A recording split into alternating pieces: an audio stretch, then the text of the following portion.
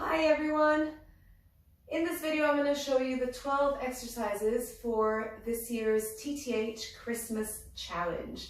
Exciting, huh? So, we have the first exercise you're going to do 12 times, then you're going to do the next one 11 times, and the next one 10 times, the following one 9 times, and so on all the way down to 1.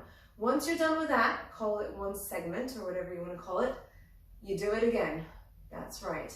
So, you're doing as many rounds as you can in the space of 20 minutes. Once you're done with that, you can take a photo of your sweaty self and post it on social media. If you could tag TTH, we will then enter you in a competition to win one of these snazzy hats. Let me show you. Should I do the workout with a hat on? Maybe I do the first one because it's fun. All right, so first exercise that you're gonna, before I get started, if I were you, I would write it down on a piece of paper.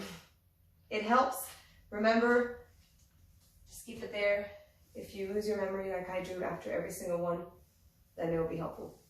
Okay, first exercise, you have 12 walkouts to push up. This is how they look. So, walk, walk, walk into a high plank position. Let me remind you that a high plank position is a core exercise. So you're making sure that that core is engaged, which means you're not letting this kind of thing happen. My core is not engaged here. I'm tucking my pelvis in, and that is where I want to be. From here, I'm going to go into push-up, come back up, walk up, and that's 1. You're going to do it 12 times. I'm already warm with this hat. Let's put it back here. Just watching.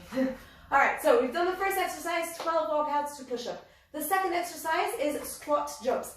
Over here, squat position, making sure your back is nice and straight. It's all about sticking that bum out. It's like you're sitting on an invisible chair. If you come down here, you would miss the chair, so make sure that you really bring your hips back. From this position, you're gonna swing your arms back and jump up as high as you can, up straight back into a squat position. So we're trying to avoid, I mean, that was very exaggerated, but in essence, you want to make sure that it's nice and fluid, no noise when you're landing. I don't want to bother my neighbors downstairs. Okay, my neighbors is Tesco, they don't care, but if I had neighbors, I wouldn't want to wake them up. So here, nice and soft, 11 times. All right, next exercise, we have 10 glute bridge. Over here, you lie down on your back. We're bringing up one vertebra at a time. You're squeezing those glutes together, up, up, up, all the way up. Make sure that you don't lose that tuck though. So this curve here, we want to try to avoid that you're tucking that pelvis in so your glutes are really nicely engaged. And then back down, and then again up, back down. You're doing that 10 times. Once you've done it 10 times, you hold it at the top for 10 seconds. Then you stay where you are, because the next one is 9 pairs of dead bugs. A dead bug looks like this. That's 1 pair. Agreed? So you're doing 18 in total, because, 9 would be too easy. So, things to think about. The most important thing is to make sure that you're not letting, there's no space here between my back and the mat. So I'm here, everything's tucked in, I'm pushing down against that mat. When I bring my leg down, that space there's still no space, basically. I'm not letting that kind of thing happen. I'm here, and I'm shaking already. Oh dear. Here we go. Second thing that we want to think about is, if this leg and this arm is moving, this one and this one are staying still. Oh, I just let my back come up. It's a bad demonstration. So here, nothing moves. Back up. Or I'm trying not to let it move. All right? Good. Once you've done 9 pairs of those, you're going to move on to the 8s. The 8s are nice and simple. They are Tabata mountain climbers. Woohoo! So if you've never done Tabata before, it's simple, I promise. 20 seconds as hard as you can, 10 seconds rest, 8 times around. And this, up here, mountain climbers, 20 seconds as fast as you can. You're running away from me, probably 20 seconds, then 10 seconds rest, 20 seconds, 10 seconds rest, 8 times round. Next, we've got 7 eccentric push-ups. By eccentric, we mean really slow. No, actually, eccentric is just when you're elongating your muscles. So as opposed to contracting, when you do a push-up, you're pulling up, you're contracting your chest. We're going to do really slow eccentric. As the muscle elongates, you're going down really, really, really, really slow and making it work really hard. Fun times. 7 seconds to go down every time, 7 times around. So let me demonstrate. Here, 7, 6, 5, 4, 3, 2, 1, and up. And then you go again. If you feel like a full push-up, it's too hard and you're going to end up doing things like this. Because remember, even a push-up is also starting from a plank position, which is core. You want to keep it nice and strong. Then, fine by me, come down on your knees.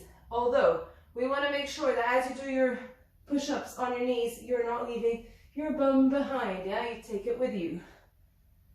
There you go. So that is number 7. So 7, 6, 5, 4, 3, 2, 1, and back up. And then again, 7 times. 6. Oh yeah, side plank. So we have 6 twisty things, rotation things from side plank position. I will show you. Easier shown. Over here, make sure everything's nice and square. Shoulders are above your elbows. You're not doing this, you're not doing that, you're not here. Square. Yeah? Arm is up, and we're going to rotate. Rotate all the way back as far as you can, and come back up. That's 1. And rotate. Come back up. That's 2. And we're doing that 6 times on this side, and 6 times on the other side. Next, we're down to 5. Whew, that's tiring, guys. I don't know how you're going to make it. So, we're going to start with a nice, easy position. I'm at the beach. I'm relaxing. Yeah? So, tuck your hips in. Push that belly button in. Engage that core first. Squeeze your glutes before you can initiate lifting those legs up. Otherwise, the first thing that's going to happen, your legs are heavy, guys. You're all cyclists. You've got muscle here. So, if you don't tuck this in, immediately the first thing that's going to happen is you're going to try to lift like that, and that's going to be bad for your lower back. So really make sure that you tuck your hips in, squeeze and up. That's 1. Down, don't put your feet down, that's cheating. 2, and down. We're doing it 5 times. Next, we're going to do some burpees. So we have 4 normal burpees and, not 4, 3 reverse burpees. A normal burpee looks like this. Well, there's many versions, but the ones that you're allowed to do, you have only 2 versions. You can either do chest to floor, so, and that, and a jump, my bad. Or you don't have to do chest to floor if you feel like it's too advanced for you, and jump. The important thing with burpees, guys, whether you're doing chest to floor or the full one, is that when you jump, your core is engaged, so you're not letting this bounce position. This here is going to put pressure on that lower back. You want to make sure that as you jump, you're jumping straight into that plank position without letting this drop. That's your core working and protecting your lower back. So 4 of those normal burpees, and then 3 reverse burpees. A reverse burpee, again, we've got 2 versions. Version 1, the easier one, looks like this. Woo! It's quite fun. And jump. Yeah. Or you can go for the slightly harder version, which looks like this. That one's more fun.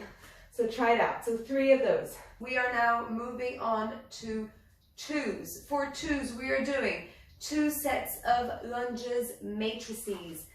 I will show you what we mean by that. So, forward lunge, into balance. Side lunge, into balance. And if I have space, reverse lunge, into balance. That's 1. Then you go again. Balance,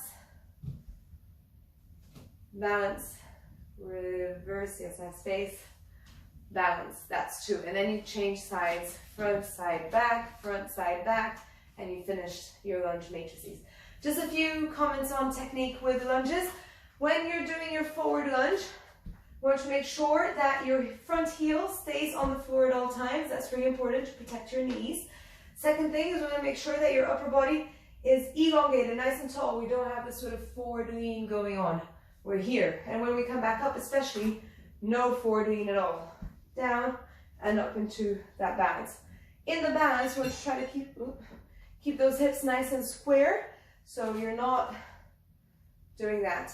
The way you do that is you squeeze that glute, really make it work nice and hard.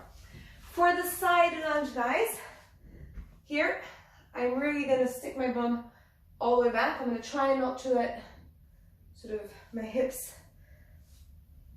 rotate. If it helps, have a look at a mirror and just make sure that you're nice and square. So hips back, back straight, this knee stays straight, straight up into my balance. And the reverse lunge, I like to call it like a leap of faith, because you don't know where you're going and you need to take your body weight with it. Otherwise, you'll end up leaning forward. So we're here, just trust it and come back up. And again, trust it. Otherwise, you will end up sort of doing this because you're a bit nervous to put your weight back. And finally, guys, your final exercise is your plank. The one thing everybody absolutely loves. So we are here, plank position.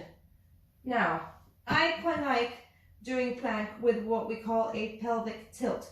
What I mean by that is I'm tucking my pelvis in that way. All right, that's a difficult position to find sometimes when we're not used to doing it that way. So you just practice a little bit before you start the workout, not in the middle of it, but practice tucking that pelvis in and squeezing those glutes. When you get into plank position, it might take a few steps for you to get into that nice flat final plank position. So let me show you how I would go about it, or how I pretty much always go about it. I start with an ugly plank with my bum sticking out. So I'm up here with my bum up, I tuck, I round my back a little bit. Then once I'm there and my abs are engaged, I take a little step back and I come down and flatten things out. The last thing I do is then flatten my upper back. And there we have it. And I'm shaking already because everything's engaged. So if I start to feel my lower back, that means my core, not my core, my abs have given up. So I will put my knees down, keep everything engaged. I'm still working here, guys.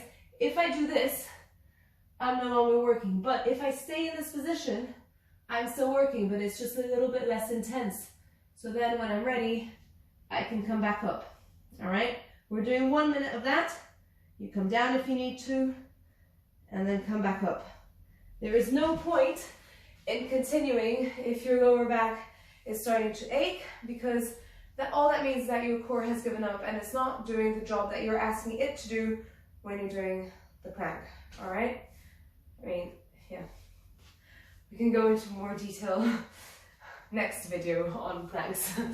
Anyways, I hope you enjoyed this video. I hope you enjoyed the workout, and I look forward to seeing all your posts. Merry Christmas!